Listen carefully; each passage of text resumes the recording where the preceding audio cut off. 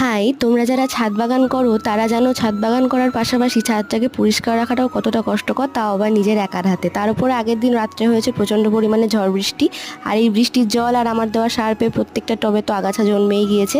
সেজন্য প্রত্যেকটা টবের আগাছা পরিষ্কার করলাম, এবং এই রেন লিলির গাছটায় দেখো কতগুলো কুড়ি এসেছে বৃষ্টির জল পেয়ে। তাই আমি ভাবলাম এই বড় পটে রিপোর্ট করা যাক রেন লিলিটাকে, কারণ অনেক দিন রিপোর্ট না করার কারণে রুট বাউন্ডও হয়তো হয়ে গিয়েছে।